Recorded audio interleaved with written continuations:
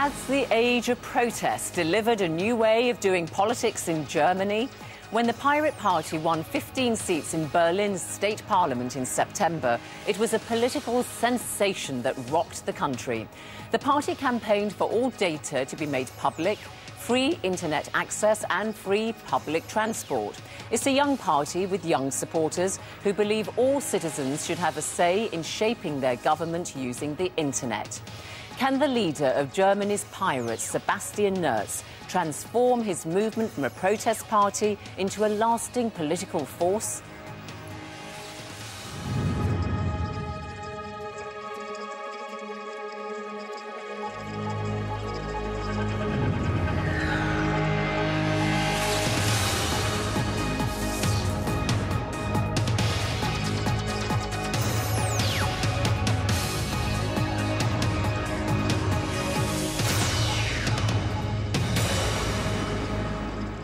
Sebastian Nerz, welcome to HardTalk. Thank you.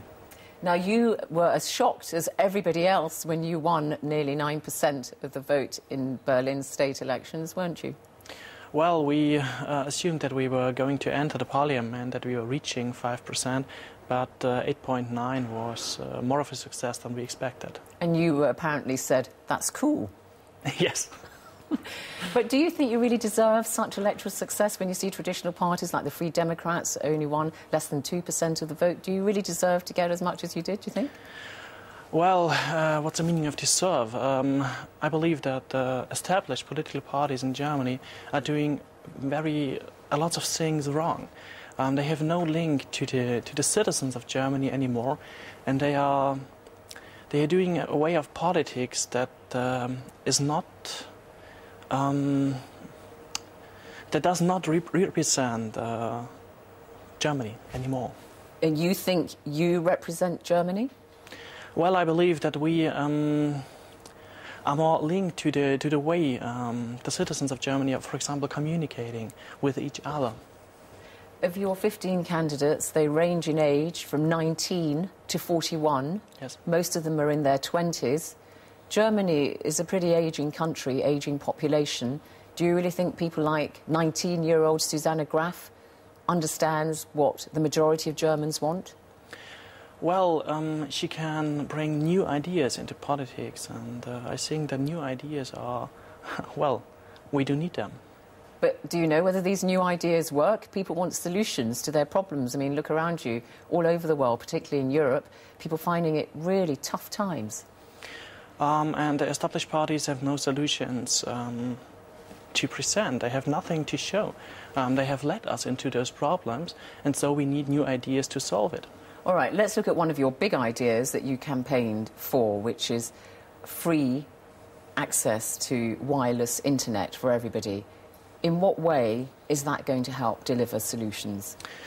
It's going to help people, for example, to access education.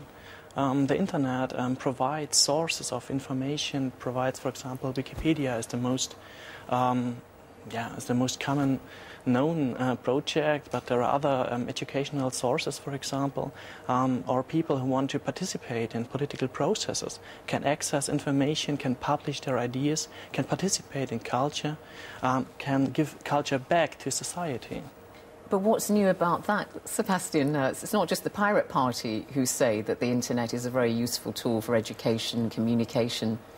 Yes, but we've seen in the last discussion in the Federal Parliament of Germany that, well, the government says the internet is useful, but they don't want to do anything so that people can access the internet.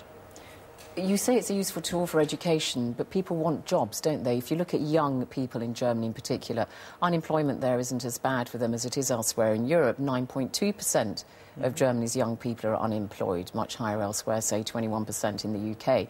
But is this going to be delivering people what they need, the fact that they can access education on the internet? They want jobs.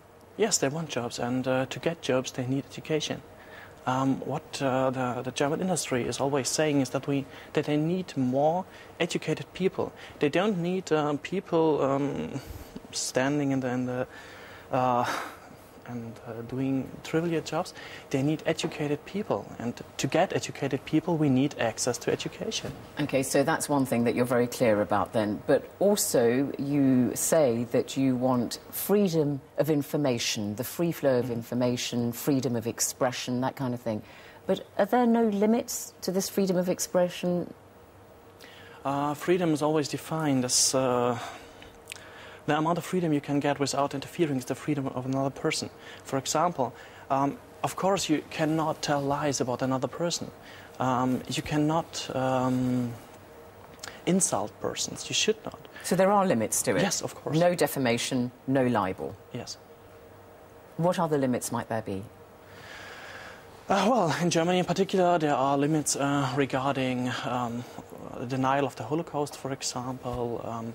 Anything that is, in German would be Volksverhetzung, so to raise riots or to insult a whole... Hate speech, yes. That would incite yes, attacks of some kind. But if I just tell you what Gregory Engels said, and he is the former chairman of the Pirate Party International, and he said when there were calls to close the WikiLeaks site that it's a fight for fundamental freedoms on the internet and the pirates will not accept government attempts to restrict access to free press and constrain freedom of speech.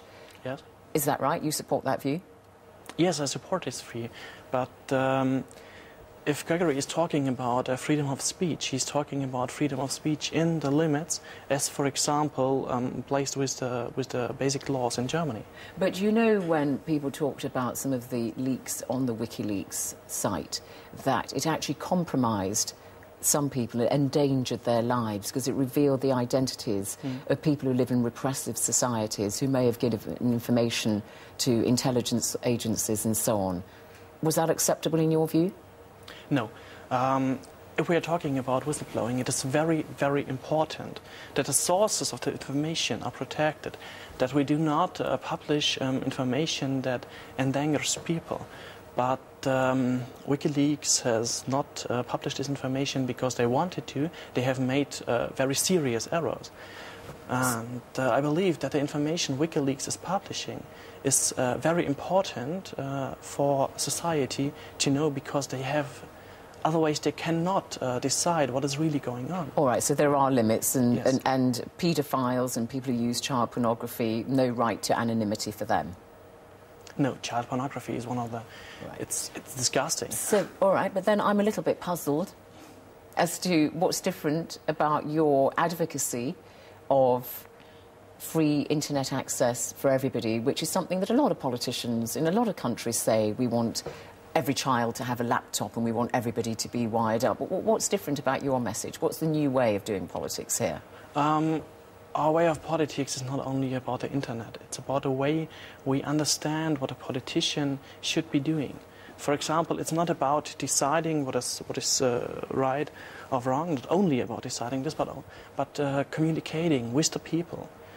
We don't need a parliament that is sitting in an ivory tower and is not communicating with the people. We need communication. We need transparency in politics. We need the people to be able to participate in political processes. And the information they get through the internet is vital in that regard, because I'll come on to communicating between politicians and people in a moment, but just remaining on the internet issue, you also want the abolition of patents and copyright, don't you? I mean, the Swedish Pirate Party ran into considerable controversy over this. Is this something that you also back? It's not about the abolition of copyright. It's about changing the way copyright is working. We have seen only more serious copyrights over the years.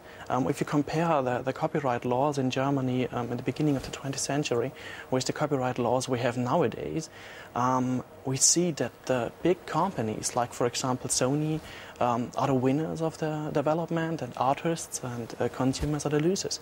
And that is something that we have to change. But you want consumers to consume content on the internet for free from artists, whether they're musicians, authors, poets, artists or whatever?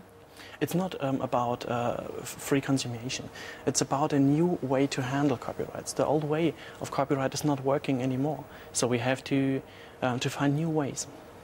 But, you know, a lot of artists said when the Swedish Pirate Party was advocating this stand that they said, what are we going to do to finance ourselves and to finance our creativity? We're going to have to work in a fast food chain in order to do this? I mean, what is this idea of a new copyright that you have?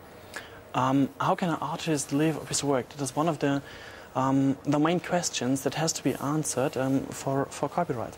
But it's the way copyrights are working nowadays is not allowing artists to live from their work.